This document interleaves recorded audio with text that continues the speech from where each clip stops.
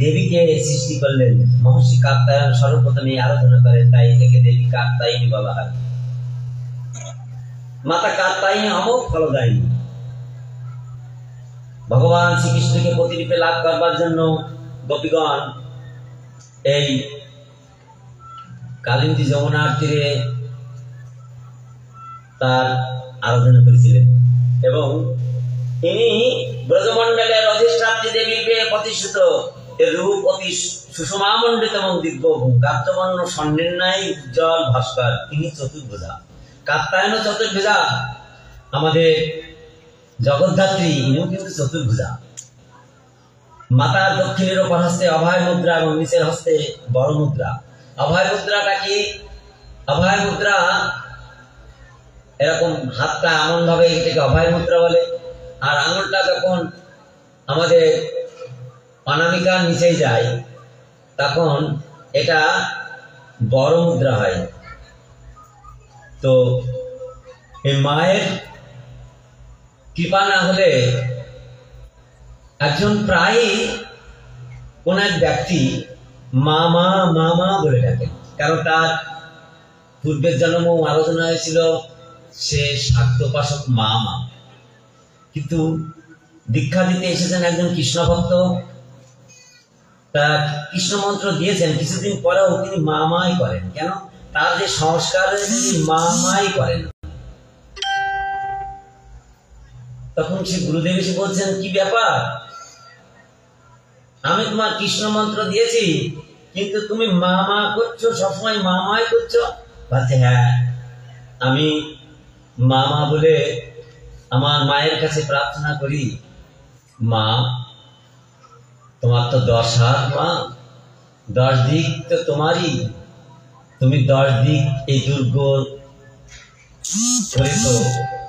আর আমি কারাগারে উপস্থিত হয়েছি, মায়ের কাছে প্রার্থনা করি, মা তোমার এই কারাগার থেকে এই ধরিত্রী, এই পৃথিবী, এই মায়ার সংসারে জন্মগ্রহণ করেছি, এর থেকে তুমি একটা হাত মা তুমি তোলো, মা তোমার হাতের তলা দিয়ে আমি গোবিন্দের চরণে যাই। আমি মামা করি, কিন্তু আপনার কাছে দীক্ষা নেওয়ার পরে মা ডাক আমি ছাড়তে পারিনি বটে, কিন্তু আমি মায়ের কাছে প্রার্থনা করি যে মা তুমি আমাকে কৃষ্ণ ভক্তি দাও, তোমার এই যে দুর্গ, এই মায়ার দুর্গ থেকে আমি গিয়ে গোবিন্দের চরণে যাই।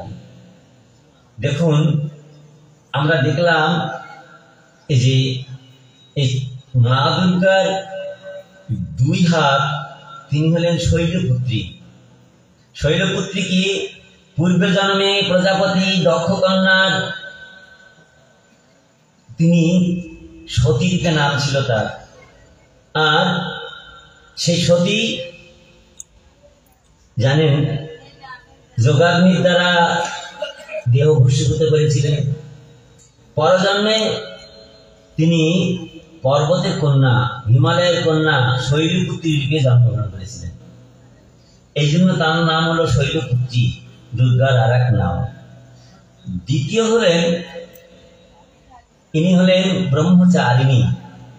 এই ব্রহ্মচারিণী এই মায়ের 2 হাত, এনার কিন্তু 4 হাত না। ডান হাতে জপের মালা আর বাম হাতে তিনি কি করছেন না পদ্ম। সহস্র বৎসর তিনি তপস্যারিণী হয়ে তিনি এত কঠিন তপস্যা করছেন। কেন, কি জন্য তপস্যা করছেন না? মঙ্গলময় ভগবান শিব, শিব শব্দের তো মঙ্গল, তাকে পাবেন।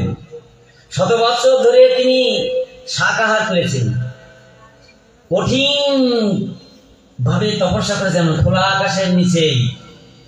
3 সহস্র বৎসর ধরে পাতা, অর্থাৎ এই যে বৃক্ষের পাতা করেছেন। ওনার মা মেনকা বলছেন উমা, উমা ওনার এক নাম হলো উমা। উমা মানে ওমা, আর নয়। মা শব্দে, সংস্কৃত শব্দে নেগেটিভ বাচক। উমা মানে উফ, মা আর না, আর এত এই তপস্যা নয়, এই কোমল তনু, রৌদ্র বৃষ্টি তাপ, একেবারে তপস্যা করতে করতে একেবারে কোমল তনু একেবারে ঝলসে গিয়েছে, আমা আর নয়। তৃতীয়তে ওনার নাম হলো কুষ্মান্ডা, না চতুর্থ কুষ্মান্ডা। তৃতীয় আমরা দেখলাম চন্ড ঘন্টা। প্রথমাং শৈলপতি চণ্ডীতে এই শ্লোকগুলো আছে। প্রথমাং শৈলপতি, দ্বিতীয়াং ব্রহ্মচারিণী, তৃতীয়াং চন্দ্রখণ্ডেতি, কুষ্মান্ডেতি, চতুর্থকম কুষ্মান্ডেতি। এই কুষ্মান্ডের ইনার আবার 8 হাত, মা দুর্গার আবার 8 হাত কুষ্মান্ডা, ইনিও কিন্তু সিংহ ভয়ানক। এই সময় বলেন পঞ্চমী স্কন্ধ মাতা। পঞ্চমী স্কন্ধ মাতা, স্কন্ধ মানে কার্তিকের মা।